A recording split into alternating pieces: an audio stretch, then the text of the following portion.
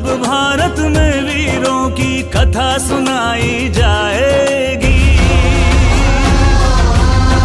जब जब भारत में वीरों की कथा सुनाई जाएगी, रेजांगला की गौरव गाथा सबसे पहले आएगी।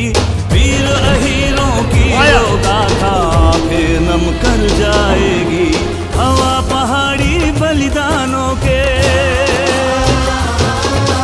हवा पहाड़ी बलिदानों के जब जब गीत सुनाएगी, यादव कुल के दीवानों को शत शत शीश झुकाएगी। वीर अहीरों की वो गाथा आंखें नम कर जाएगी। रेजांगला के वीर 114 अहीर सैनिकों की शहादत की पवित्र मिट्टी झारखंड आई है। हमें नाज है यदुकुल के वीर शहीद जवानों पर। आइए प्रदेश यादव महासभा की ओर से आयोजित सभी जिलों में 18 नवंबर को रेजांगला गौरव गाथा पद यात्रा में शामिल होकर अहीर रेजिमेंट की मांग को बुलंद करें। जय यादव जय माधव। शौर्य दिवस के उपलक्ष्य में अहीर रेजिमेंट का डिमांड के लिए रेजांगला से 114 वीर अहीरों की शहादत वाली मिट्टी हम सबों के बीच में आई है। हम सभी लोगों से आग्रह करते हैं कि ज़्यादा से ज़्यादा संख्या में अहीर रेजिमेंट की मांग को लेकर 18 नवंबर को अपने जिला मुख्यालय में प्रदेश यादव महासभा के द्वारा जो कार्यक्रम सुनिश्चित की गई है उसको मजबूत तरीके से कार्यक्रम को सफल बनाएं। जय यादव जय माधव। चलिए, बहुत बहुत आप लोगों का स्वागत है। जैसे कि आप सबको मालूम है कि आज सुनाई नहीं दे रहा है, मुझे नहीं होगा सर, बोला जाए। ईडी के दफ्तर में जाना है,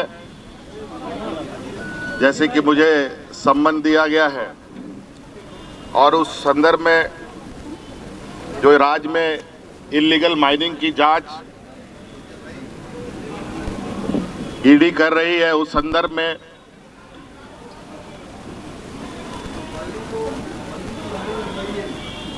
मुझे बुलाया गया है। और इस संदर्भ में भी मैंने एक पत्र ईडी को भेजा है जो आपको भी उपलब्ध करा दिया जाएगा कि किस तरीके से 1000 करोड़ का घोटाला के बारे में जो जिक्र आया है साहिबगंज जिले से, बड़ा दुर्भाग्यपूर्ण है कि सालाना भी अगर हम देखें पूरे राज्य में स्टोन चिप्स से 1000 रुपए की आमदनी भी नहीं होती। इसका आधार कैसे बना, कैसे नहीं बना, ये समझ से परे है। और 1000 करोड़ रुपए का घोटाला करने के लिए कितने करोड़ों का खनन होगा, उनका ट्रांसपोर्टेशन कैसे होगा, और जो विगत 2 साल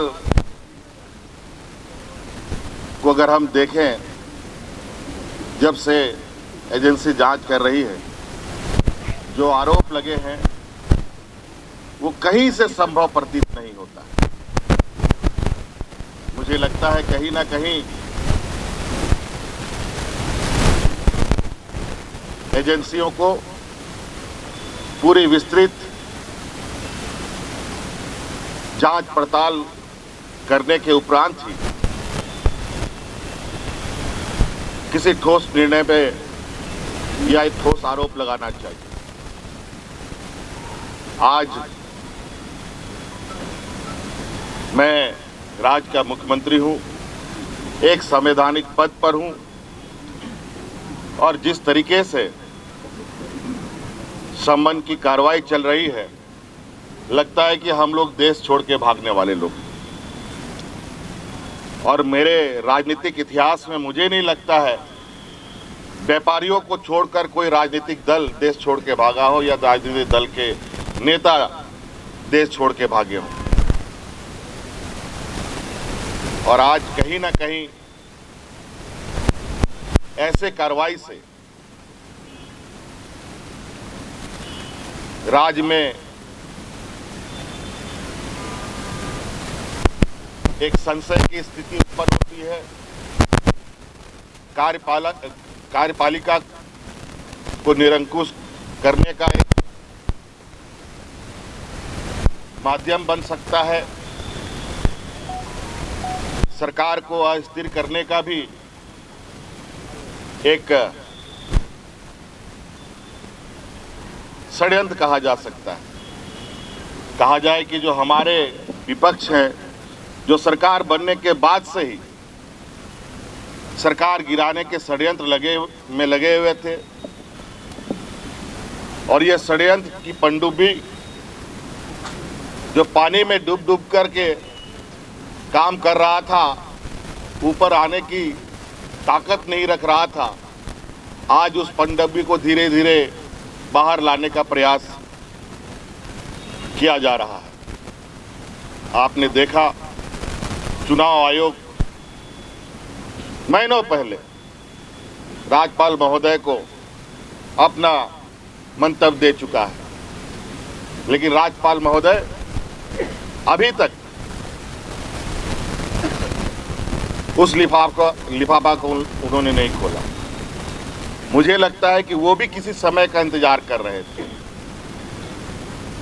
और आपने सुना है, पूरे देश के खबरों में चला, महामहिम ने दूसरा मंतव्य चुनाव आयोग से मांगा है, जो बिल्कुल ही असंवैधानिक था। और जब हमने इसकी जानकारी चुनाव आयोग से लिया तो पता चला कि महामहिम ने कोई दूसरा मंतव्य नहीं मांगा, लेकिन खबरों में चलाता जरूर है, उनका बयान जरूर आता है और राज्य में पटाखे बम फोड़ने की बात करते हैं और उनका बयान आता है, ईडी का सम्मन चालू हो जाता है और उसके बाद धड़ाधड़ सत्ता पक्ष के विधायकों पर छापामारी होती है, कभी इनकम टैक्स का, कभी ईडी का। बड़ा दुर्भाग्य है। और जो मुझे अभी जो खबर आ रही है, और भी विधायकों के ऊपर, सत्ताधारी विधायकों के ऊपर ये छापा मारने की तैयारी कर रहे हैं। ये कहीं ना कहीं राज्यपाल भी राजनीतिक से जो संवैधानिक पद है, जिसको हम कहते हैं कि ये पार्टी से संबंध नहीं रखता है, निष्पक्ष इनका विचार आता है, लेकिन मुझे नहीं लगता है ऐसे कार्यकलाप से कि वो ऐसे षड्यंत्रकारी राजनीतिक को और दलों को संरक्षण दे रहे हैं। तो इसलिए मैं अपनी बातें, जो मोटा मोटी जो आरोप एजेंसियों के तरफ से है, उसकी प्रति आपको उपलब्ध कराया जा रहा है कि किस तरीके से जो आरोप है वो आरोप निराधार होता है।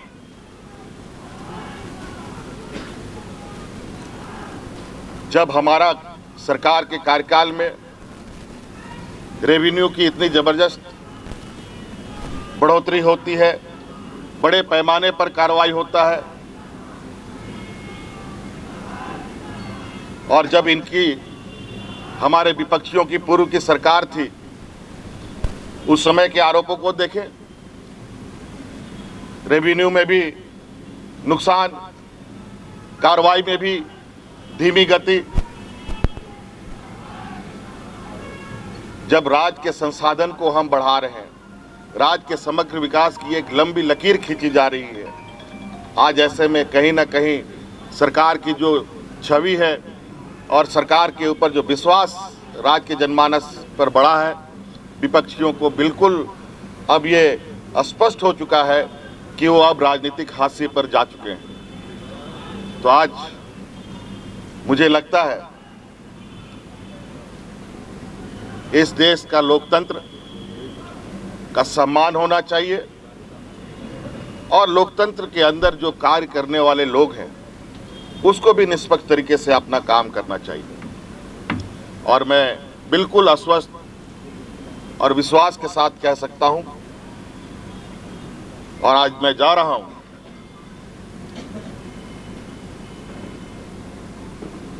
और इस बात पर जोर निश्चित रूप से दूंगा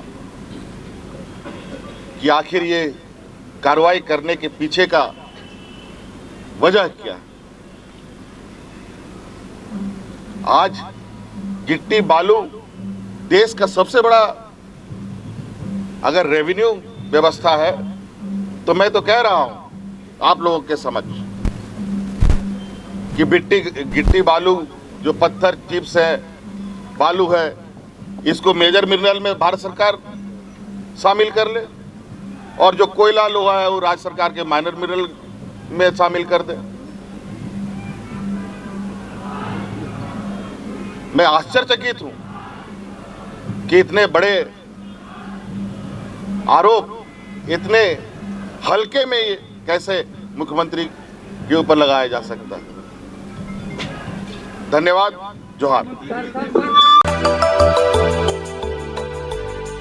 मिनी लंदन मैक्लुस्कीगंज प्रकृति की गोद में बसा ड्रीम डेस्टिनेशन आपका कर रहा है इंतजार। आइए अपने यादगार लम्हों को बिताइए ड्रीम डेस्टिनेशन में।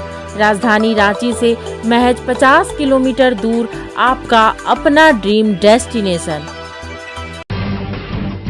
जब टूटती है आस, जब थकती है सांस, जब रूठते हैं अपने, मुंह मोड़ता है जमाना, जब अंगड़ाई लेता है संकल्प, फिर बनती है कहानी, बनते हैं अनमिट निशान।